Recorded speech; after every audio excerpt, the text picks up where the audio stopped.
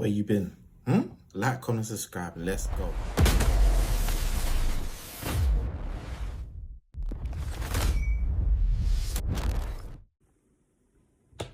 Yes, we back. Did you miss me? Did you miss me? Did you miss me? Right. Today, I want to be chatting about Bouncer.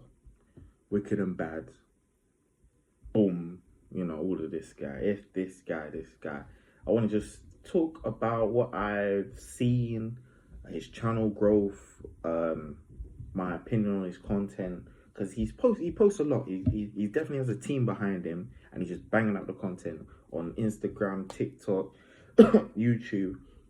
And I saw this quote. I'll put up something like, "Is Bouncer the gatekeeper of the what was it?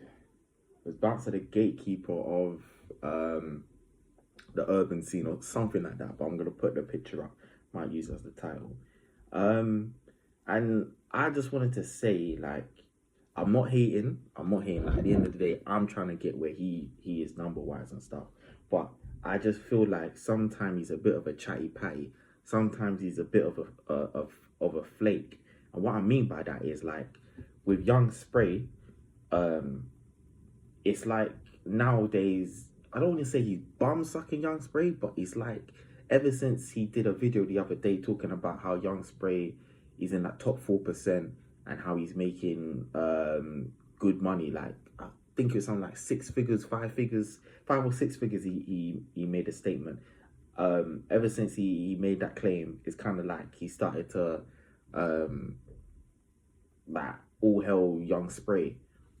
And I don't know, I don't like it. With some of his stories, I don't feel like he stays impartial, because the lane that he's trying to go down is like a journalist slash not documentary, but like I would say like an urban journalist, if you will. Like, he posts a lot of stuff about inside information that we wouldn't really know, like stuff to do with the Fredo case or with the music industry. And he loves to scream he's doing this for the culture, but at the same time, a lot of the stuff that he's posting, it's not, what do I say? It's kind of like, it's like UK, it's like the UK gossip, and it's like, for me personally, if you want to do something for the culture, whatever, it's like, why don't you post positive stuff, like the graduation, the students that just passed their GCSEs, or talk about how a man saved a Kappa tree, or local heroes, or talk about Dubai lifestyle, because you live in that's another thing I have as well. It's the fact you're talking about the UK culture, but yet you live in Dubai. And again, there's nothing wrong with it whatsoever, but it's kind of like, cool, you know, don't get me wrong, you was born over here, you did your thing, whatever, but then you shipped over to Dubai. But it's kind of like, for me, it's like 1 foot in, 1 foot out. Like, your audience is the young people, cool. So chat to them, tell them something that's gonna add to their life, something that's gonna benefit them. Because some of this content is just I don't want to say it's garbage, but it's like junk. It's junk food. It's just, you're feeding them junk. You're not feeding them stuff that's gonna benefit them. Stuff about the music industry, that was good. The stuff that you was doing about the inside stuff about A&Rs and certain type of deals, stuff like that, cool. But then when you're there talking about you're gonna put money up for oh, what's his name, Pinky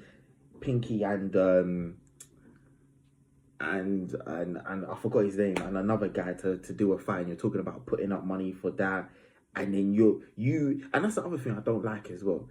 You was gonna have a fight, but then it didn't work out. You were talking all this talk. You even came all the way down to the UK just to fight some guy. How is that progression?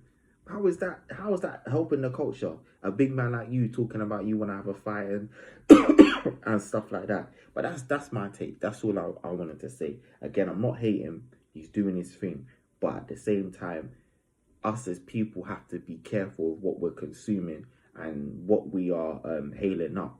And and who we're hailing up, and certain names that get thrown around, like he's the gatekeeper.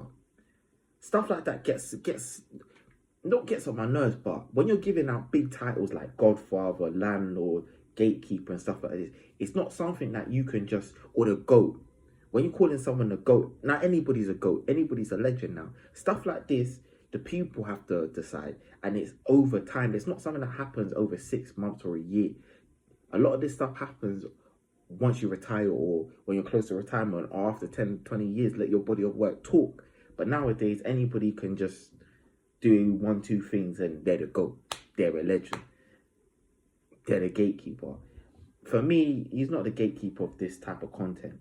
He's doing his thing. He's doing his numbers. He's got the marketing down. If anybody needs to know about marketing yourself and make it on YouTube, he's got it patterned. He's obviously got a team where they clip his content and they just post it on all of his socials, and they do it daily, and he's consistent when he's posting.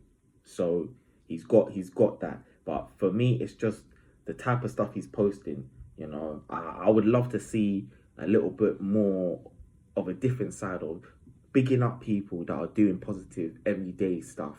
You know, there's lots of stuff like sorry, mine's moving slow today, but